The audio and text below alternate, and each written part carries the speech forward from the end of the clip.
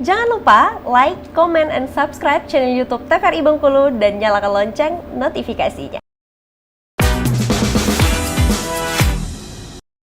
Kita lanjutkan kembali pemirsa Opini, ngobrol hal yang seru dan juga ini pastinya mungkin untuk Anda yang baru pertama kali dengar hal ini, arsip Paris. Nah, seperti apa tugasnya terus juga fungsinya. Nah, kita akan cari tahu bersama dengan Ibu Ira. Nah, Ibu Ira, apa nih Bu tugasnya terus juga fungsi atau juga mungkin ada hal-hal yang memang rutinitas dikerjakan atau juga dijaga oleh seorang arsip Paris ini Bu? Bahasa awamnya aja ya kita betul, ya. betul. Jadi kalau tugasnya arsip Paris itu sebenarnya goalnya nanti kan adalah pelestarian dengan penyelamatan arsip. Jadi dia berfungsi baik teknisnya, baik dia yang nyusunnya, menatanya, memberkaskan misalnya gitu kan, mendaftarkan. Pada akhirnya nanti adalah tujuan akhirnya itu pengamanan, penyelamatan dan pelestarian arsip. Kalau penyelamatan itu artinya dia menjaga bagaimana arsip-arsip itu jangan sampai hilang, jangan sampai rusak atau jangan sampai diakses oleh pihak-pihak yang tidak berwenang. Kalau pelestarian lebih kepada arsip-arsip yang memiliki nilai sejarah. Nah, nilai seperti sejarah itu tadi Bu ya, di awal tadi saya informasikan. Bahkan TVRI berperan tuh. Kalau tidak salah saya itu teks proklamasi itu yang menyelamatkan adalah salah satu wartawan. Yang mengambil oretan-oretan itu dari tong sampah. Jadi sebenarnya itu. Jadi kalau teks proklamasi nanti mungkin bisa dibaca lagi. Itu sebenarnya dipungut oleh yang bersangkutan dari tong sampah. Itulah yang menjadi teks proklamasi kita. Jadi wartawan itu yang masih ada dijaga sampai sekarang. Masih. Jadi teks yang asli itu sekarang disimpan di Arsip Nasional, namanya Depo Arsip. Kemudian pada saat 17-an dari Setnek ya, Sekretariat Negara itu meminjam dengan prosedur formal. Jadi setiap tanggal 17, tanggal 16-nya diambil, kemudian dibawa ke Istana Negara untuk nanti dihadirkan pada saat pembacaan teks proklamasi 17 Agustus. Berarti setiap tahun selalu seperti itu Bu? Selalu. Berarti yang untuk teks proklamasi yang dibaca itu memang benar-benar teks asli, asal coretan. Iya. Coretan. Dan berarti dijaga itulah yang dibaca oleh Bapak Soekarno. Iya, pas pengambilan dari Arsip Nasional Republik Indonesia itu dijaga ketat itu. Soalnya tadi adalah aset negara yang harus kita jagakan.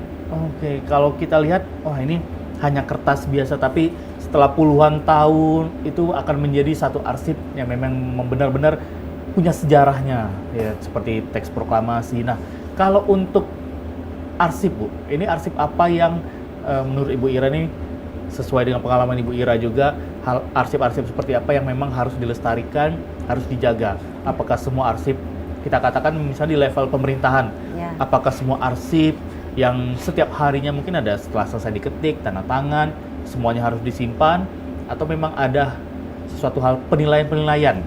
Ini arsip penting, ini yang kurang penting, ini yang tidak penting gitu Bu. Ya, jadi memang sebenarnya di dalam sistem pengelolaan arsip ini sebenarnya saya balik dulu ke awal ya Mas ya. Ada 4 instrumen yang harus ditaati gitu ya, yang harus diikut. Pertama itu adalah tata naskah dinas. Jadi diajarkan bagaimana kita membuat pola, membuat format, bagaimana tulisan, bagaimana tanda tangan dan sebagainya. Itu diatur di dalam peraturan tentang tata naskah dinas. Jadi kalau pusat mungkin peraturan Menteri Pendidikan tentang tata naskah dinas. Tapi kalau Provinsi Bengkulu peraturan Gubernur Bengkulu kebetulan ya, kalau kita di sini nomor 23 tahun 2023 tentang tata naskah dinas di Provinsi Bengkulu. Yang kedua itu ada namanya klasifikasi arsip. Klasifikasi arsip ini adalah peraturan yang mengkelaskan arsip itu. Misalnya kalau TVRI ini lebih kemana penyiaran, misalnya kodenya sekian gitu kan. Kalau kesehatan misalnya sekian. Lebih terkenal kalau di daerah, misalnya kalau urusan kepegawaian kodenya 800. Kalau keuangan kodenya 900. Nah, itu ada kode klasifikasi. Kemudian ada namanya jadwal retensi arsip. Nah, ini Mas, di jadwal retensi arsip ini kita tahu arsip ini permanen atau musnah. Nah, permanen ini adalah untuk arsip-arsip tadi yang Mas katakan memiliki nilai sejarah yang benar. perlu dilestarikan. Nah, kemudian satu lagi adalah sistem klasifikasi keamanan akses arsip dinamis. Ini mengatur siapa yang boleh mengakses arsip apa. Nah, misalnya gini, kalau saya boleh nggak mengakses arsip-arsipnya Kementerian Pertahanan misalnya, itu nggak boleh karena kebanyakan arsip-arsip di Kementerian Pertahanan itu adalah arsip-arsip yang terjaga. Nah, terjaga itu kenapa? Kalau dia terekspos atau bisa diakses oleh pihak-pihak yang tidak berwenang, bisa menimbulkan peperangan gitu. Benar, kan. Nah, betul. jadi nah itu semua diatur di situ. Jadi kalau untuk yang tadi kata Mas yang mana yang harus bisa dilestarikan, nah itu banyak berdasarkan klasifikasi dan berdasarkan JRA tadi. Oke, berarti memang sudah ada klasifikasinya sudah sendiri. Udah gitu. ditentukan ya. Tapi di luar itu ada juga yang dia sebenarnya tidak perlu dilestarikan, tetapi menjadi dilestarikan manakala ada kondisi-kondisi tertentu. Jadi misalnya kayak gini, kejadian flu burung misalnya. Sebenarnya itu penyakit biasa ya. Kayak yang kejadian kemarin, COVID. Itu sebenarnya penyakit biasa. Tetapi manakala dia terjadi seperti kemarin, menjadi kejadian luar biasa, itu juga arsipnya harus diselamatkan. Kenapa? Mungkin nanti ada di situ guna sekundernya adalah untuk penelitian dari generasi-generasi kita ke depan gitu. Bagaimana orang yang sekarang itu menata atau mengelola kejadian COVID itu sehingga bisa terselesaikan dengan baik. Nah itu jadi arsipnya ada kondisi yang bisa.